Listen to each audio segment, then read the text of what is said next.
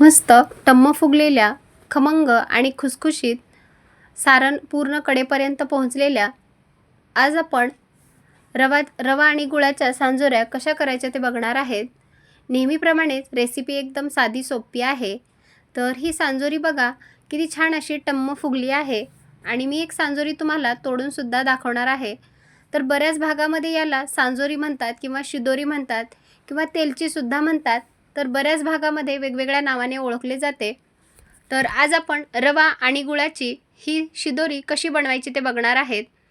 सगळ्यात जास्त ही लग्न समारंभामध्ये बनवली जाते, पण तुम्ही असंच ऐनवेळीसुद्धा बनवून ठेवली तरी ही शिदोरी अगदी 8 ते 10 दिवस आरामात टिकते. बनवायला एकदम सोपी आणि खायला अगदी पौष्टिक ही शिदोरी आहे. चला तर मग रेसिपीला सुरुवात करूया. शिदोरी बनवण्यासाठी सगळ्यात अगोदर आपल्याला इथे रवा पाहिजे. तर इथे मी पाव किलोच्या प्रमाणामध्ये बारीक रवा घेतला आहे. तर आपल्याला बारीकच रवा वापरायचा आहे. आता शिदोरीचं सारण आपल्याला भिजत घालण्यासाठी गूळ पाहिजे. तर 1 वाटीभर गूळ मी पाण्यामध्ये भिजत घातला होता. जर तुमच्याकडे वेळ नसेल तर तुम्ही गूळ जो आहे तो थोडंसं पाणी टाकून गॅसवरती सुद्धा मेल्ट करून घेऊ शकता.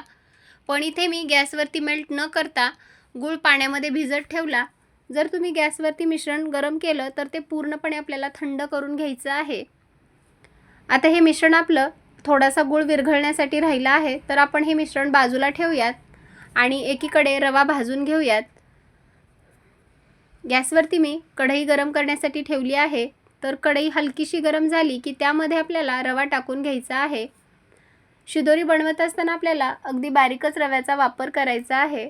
जर तुम्ही जाड रवा वापरत असाल तर आपली शिदोरी व्यवस्थित होणार नाही आणि ती फुटलीसुद्धा जाऊ शकते. त्यामुळे आपल्याला अगदी बारीक रवा वापरायचा आहे. आता रवा जो आहे तो आपल्याला छान असा त्याचा खमंग वास येईपर्यंत भाजून घ्यायचा आहे. तर रवा आपल्याला अगदी लाल बुंद भाजायचा नाही. रव्यामधील कच्चेपणा जाईपर्यंत रवा आपण भाजून घेऊयात. तर अगदी मंद आचेवर हा रवा आपण भाजून घेऊयात. गॅसची फ्लेम आपण अगदी मध्यम ठेवली आहे आणि आपल्याला त्याला सारखं हलवत राहायचं आहे. तर जी लग्न समारंभामध्ये शिदोरी बनवली जाते त्यामध्ये तेलाचा वापर केला जातो. पण इथे मी अगदी 1 चमचाभर साजूक तूप टाकून हा रवा भाजून घेणार आहे. जर तुम्हाला तूप आवडत असेल तर तुम्ही तुपामध्ये सुद्धा हा रवा भाजून घेऊ शकता किंवा तूप आणि तेलसुद्धा आवडत नसेल तर नुसतं असाच रवा भाजला तरी चालतं. फक्त रवा आपल्याला अगदी खमंग होईपर्यंत भाजून घ्यायचा आहे. आता बघा तूप पूर्णपणे या रव्यामध्ये छान असं मिक्स झालं आणि या रव्याचा थोडासा हलकासा रंग बदललेला आहे, पण रवा लाल झालेला नाही. इथे बघा आपला रवा छान असा भाजून तयार झाला आहे. आता आपण गॅस बंद करून घेऊयात. तर गॅस मी बंद करून घेतला, पण कढई आपली पूर्णपणे गरम आहे. त्यामुळे आपण रवा जो आहे तो थोडासा हलवत राहूयात, कारण गरमीमुळे रवा थोडासा खाली लालसरसुद्धा होऊ शकतो. आता हा कढईतील रवा जो आहे तो आपण पूर्णपणे थंड करून घेणार आहोत. तर हा रवा आपण बघा पूर्णपणे थंड करून घेतला आहे. शिदोरी बनवत असताना रवा आपल्याला पूर्णपणे थंडच पाहिजे. आता रवा पूर्णपणे थंड झाला आहे. लगेच आता आपण हा रवा भिजवून घेऊयात. तर बघा हा रवा मी एका दुसऱ्या टोपामध्ये काढून घेतला. आता यामध्ये आपण गुळाचं पाणी टाकून घेऊयात आणि हा रवा आपल्याला भिजवून घ्यायचा आहे. तर इथे मी एक चाळणी घेतली आणि गुळाचं पाणीसुद्धा आता पूर्णपणे जो गूळ आहे तो मेल्ट झालेला आहे. आता इथे मी गूळ जो आहे तो चाळणीने चाळून घेणार आहे, कारण बऱ्याचदा गुळामध्ये खडे किंवा माती कचरा असतो. त्यामुळे गूळ आपल्याला नेहमी चाळूनच घ्यायचा आहे. आता गुळाचं मी सुरुवातीला थोडंसं पाणी टाकलं आणि रवा जो आहे तो या गुळाच्या पाण्यामध्ये मिक्स करून घेतला. तर एकाच वेळीसुद्धा आपल्याला जास्त गुळाचं पाणी टाकायचं नाही. जसं लागेल तसंच आपण हे मिश्रण तयार करून घेऊयात. तर सुरुवातीला मी थोडंसं पाणी टाकून घेतलं गुळाचं. तर अजून आपल्याला थोडंसं गुळाचं पाणी कमी आहे, तर अजून मी चाळणीने गुळाचं पाणी चाळून घेतलं आणि आता या गुळाच्या पाण्यामध्ये हा रवा आपण चांगल्या प्रकारे मिक्स करून घेऊयात. तर रवा जो आहे तो छान असा आपला या गुळाच्या पाण्यामध्ये मिक्स झाला आहे. तर हे सारण आता तुम्ही बघू शकता पण लगेच आपल्याला याची शिदोरी बनवायची नाही, तर आपण याला रात्रभरासाठी भिजत ठेवणार आहेत. तर यावर झाकण ठेवलं आणि हा जो सारण आहे ते आपण रात्रभरासाठी भिजत ठेवूयात आणि दुसऱ्या दिवशी याची शिदोरी बनवून घेऊयात. आता बघा, दुसऱ्या दिवशी आपण हे सारण आपलं छान असं मस्त भिजलेलं आहे. तर बघू शकता तुम्ही, रवा जो आहे तो गुळाच्या पाण्यामध्ये छान असा भिजून तयार झालेला आहे. तर परत आपण याला चांगलं मोकळं सुटसुटीत करून घेऊयात. आपला रवा आता छान असा भिजलेला आहे. तर त्याला मी चांगलं मोकळं सुटसुटीत करून घेतलं. आता यामध्ये आपण विलायची आणि बडीशोपची पावडर टाकून घेणार आहेत. यामुळे आपल्या सांजोरीला खूप छान अशी टेस्ट येते.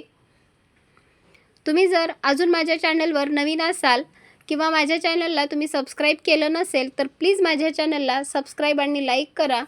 सोबतच बेल आयकॉनवर क्लिक करा. आता इथे आपण 1 चमचा बडीशोप आणि 5 ते 6 विलायची खलबत्त्यामध्ये बारीक अशी कुटून घेतली आणि त्याची पावडर आपण यामध्ये टाकून घेते. जर तुमच्याकडे सुंठ पावडर असेल तर तुम्ही इथे सुंठ पावडरचा सुद्धा वापर करू शकता. विलायची आणि बडीशोपची पावडर टाकली की चांगलं आपल्याला याला मिक्स करून घ्यायचं आहे. आता बघा, सारणामध्ये विलायची आणि बडीशोप आपण चांगल्या प्रकारे मिक्स केले आहे. विलायची आणि बडीशोप टाकली की आपल्या शिदोरीला खूप छान अशी टेस्ट येते. आता हे सारण पूर्णपणे छान असं मिक्स झालं आहे. तुम्ही बघू शकता, आपलं सारण खूप मस्त असं तयार झालं आहे.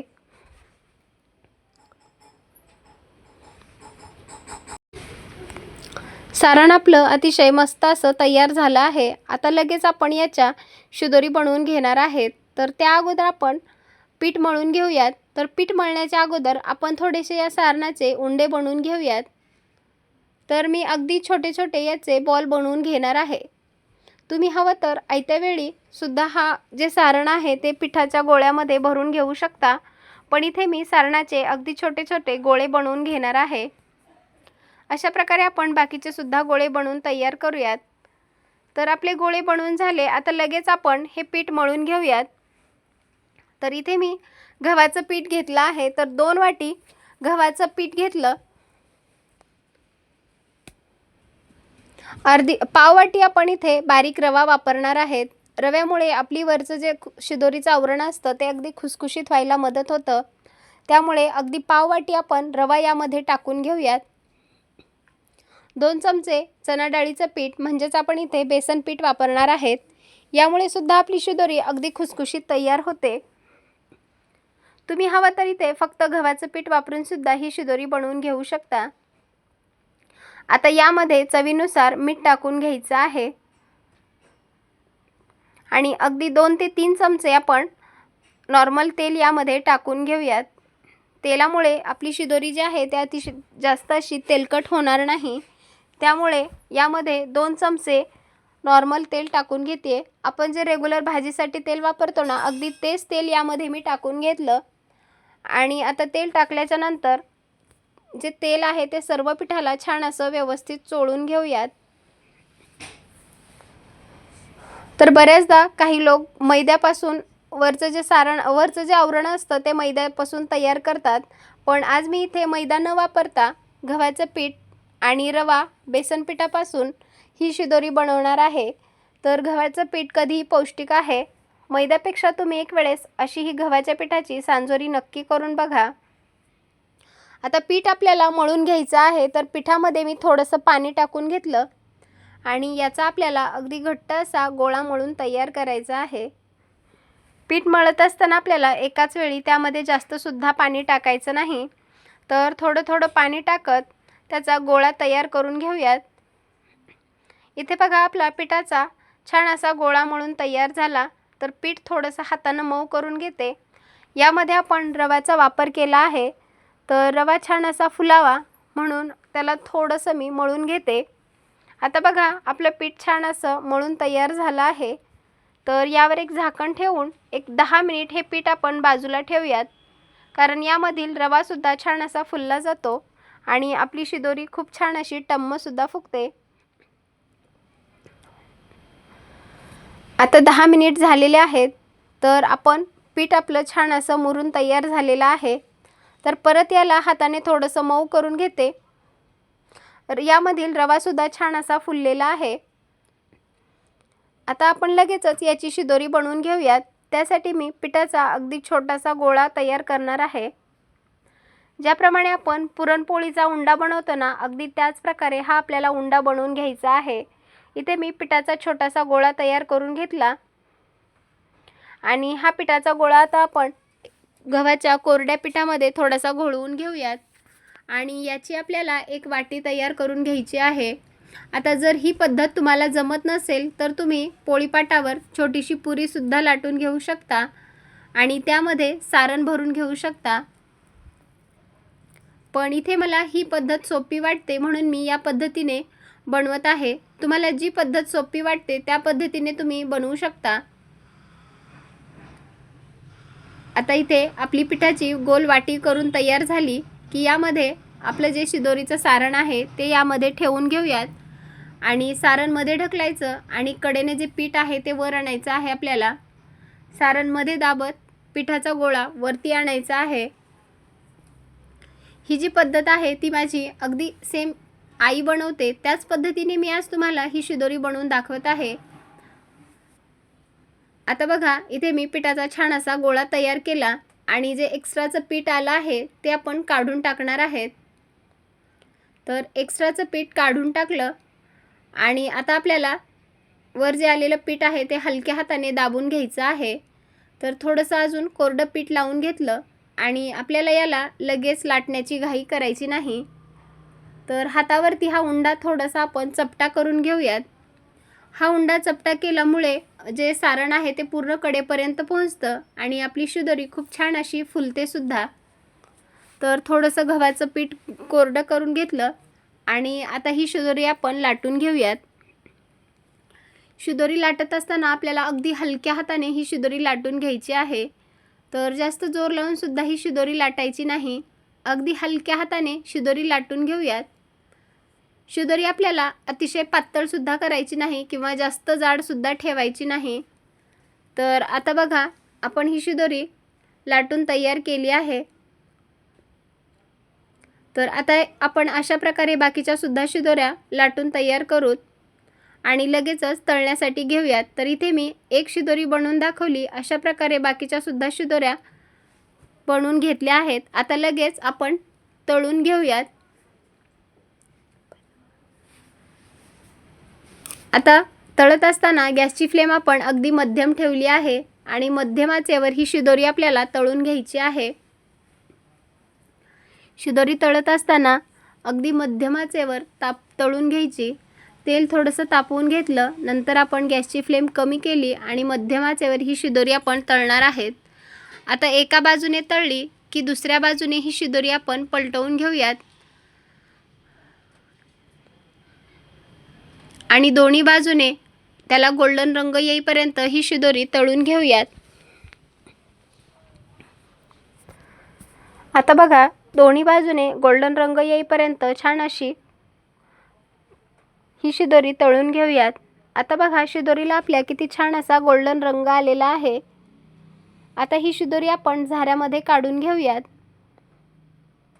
अतिशय आपली शिदोरी जी आहे ती टम्म फुगली आहे. शिदोरी झाऱ्यामध्ये काढून घेतली आणि जे एक्स्ट्राचं तेल आहे ते सुद्धा पूर्णपणे निपटून घेऊयात.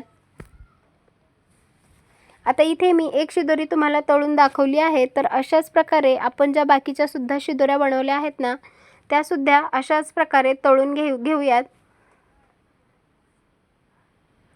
तर इथे बघा आपल्या सर्व शिदोऱ्या तळून तयार झालेल्या आहेत. आपल्या सर्व शिदोऱ्या अतिशय टम्म फुगलेल्या आहेत आणि वरचे जे आवरण आहे ते अगदी खुसखुशीत तयार झालेलं आहे. शिदोरी अजिबात तेलकट झालेली नाही आणि पाव किलोच्या प्रमाणामध्ये एक 7 ते 8 शिदोऱ्या बनवून तयार झालेल्या आहेत. तर बघू शकता तुम्ही आपली शिदोरी किती छान अशी टम्म फुगली आहे, तेलकट झालेली नाही. तर तुम्ही सुद्धा अशा प्रकारची ही शिदोरी नक्की करून बघा. एक 10 ते 15 दिवस ही शिदोरी आरामात टिकते, अजिबात खराब होत नाही. लहान मुलांना जर मधल्या वेळेत काही खाण्याची इच्छा झाली असेल तर तुम्ही ही शिदोरी त्यांना देऊ शकता. किंवा प्रवासाला कुठे जात असाल तर ही शिदोरी तुम्ही नेऊ शकता. चला तर मग पुन्हा भेटूयात अशाच एका खमंग रेसिपीसोबत. तोपर्यंत धन्यवाद.